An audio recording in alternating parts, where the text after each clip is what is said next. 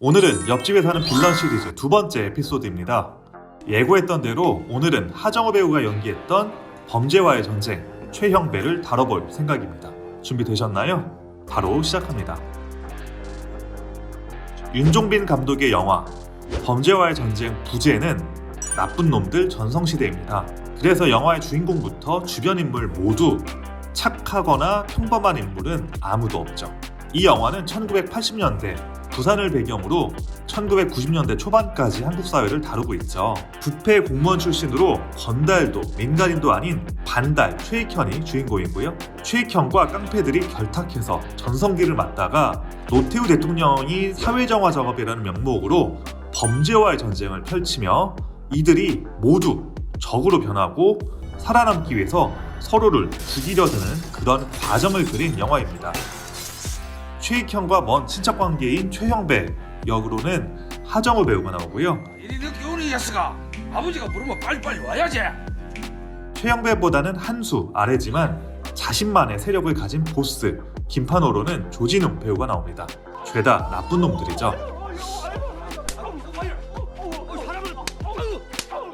자, 이런 영화 장르를 피카레스크 장르라고 합니다. 주인공을 포함한 주요 등장인물 모두 도덕적인 결함을 갖춘 악인들로 이야기를 이끌어 나가는 장르를 뜻하죠. 나쁜 놈이 주인공인데 상대방은 더 나쁜 놈이라는 설정이죠.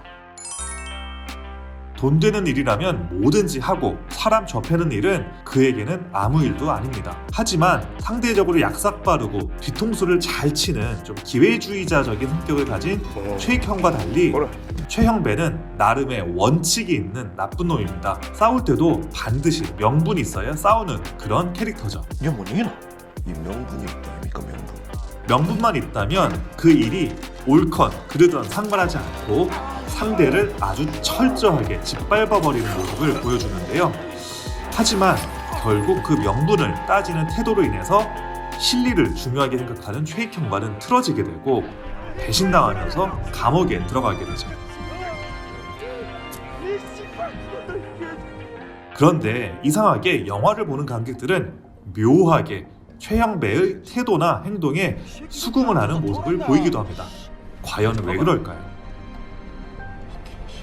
피카레스크라고 하는 장르에서 관객을 끌어들이는 데에는 크게 세 가지 요소가 있는데요. 바로 원초적 쾌감, 그리고 간지, 매력적인 사상입니다. 원초적 쾌감을 주는 대표적인 예시가 바로 GTA라는 게임이겠죠. 모든 걸 다 내려놓고 내 마음대로 하고 싶은 순간은 정말 누구한테나 있잖아요. 그럴 때는 법이고 규칙이고 도덕이고 전부 다 놔버리고 깽판 치고 싶은 욕구가 생기는 것도 사실이죠. 그러한 사람의 심리를 제대로 노린 게 바로 GTA라고 하는 게임입니다. 누구나 상상으로는 별별 미친 짓을 다 상상할 수 있잖아요. 정말 일상에서는 할 수 없는 온갖 비행을 다 할 수 있게 디자인된 게임이죠. 마찬가지로 영화 범죄와의 전쟁에서도 세관 공무원으로 어떻게 보면 약간 찌질한 모습으로 살던 최익현이 반달이 되면서 우연히 술집에서 예전 직장 상사를 만나게 되거든요. 그런데 거기에서도 역시 상사처럼 굴려고 하는 직장 상사를 내동댕이 치는 장면이 있습니다. 그 장면이 묘한 쾌감을 주는 이유가 바로 이러한 원초적 쾌감에 해당하겠죠. 두 번째는 간지라는 요소가 있죠. 최형배는 비록 건달이지만 항상 정장을 갖춰 입고 느릿느릿 여유있게 걸으면서 흔히 말하는 가오, 멋을 유지합니다. 자기 조직원들은 어떻게 해서든 지켜주려고 하고 의리를 중요하게 생각하는 모습은 비록 그가 범죄자이긴 하지만 앞으로 저희 식구들 혼낼 일 있으면 저한테 얘기하시오. 왠지 모르게 매력적으로 느껴지게 만드는 요소로 작용하기도 하죠. 마치 영화 친구에서의 유호성 캐릭터가 왠지 모를 매력을 가졌던 것도 비슷한 맥락이라고 할 수 있습니다. 마지막 요소가 바로 매력적인 사상입니다. 대표적인 예로는 데스노트의 라이토를 떠올리시면 될 것 같은데요.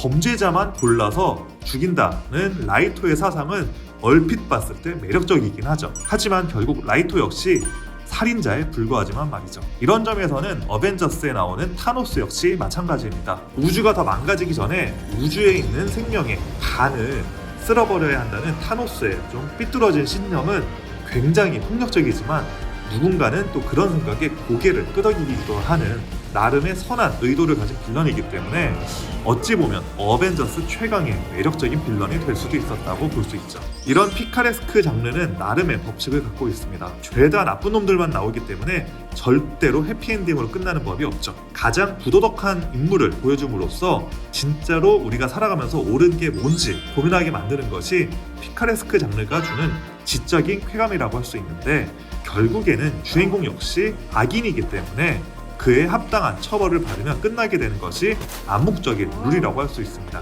피카레스크 장르는 끝나고 나면 곱씹어볼 만한 도덕적인 주제가 있어서 생각해볼 거리가 있어야 뭔가 좋은 작품이었다라는 평가를 받게 되죠. 관객으로 하여금 가치관을 정돈해볼 수 있는 그러한 시간을 던져주는 것이 피카레스크 장르의 특징이라고 할 수 있습니다. 그런 점에서 최익형과 최형배라는 인물의 대비는 굉장히 흥미롭습니다. 두 인물 모두 악인이기는 하지만 상대적으로 의리와 명분을 중시하던 최형배가 배신을 당하고 극에서 잠깐 사라졌다가 이 영화의 엔딩에서 노인이 된 최익현에게 환영처럼 목소리가 들리게 되죠.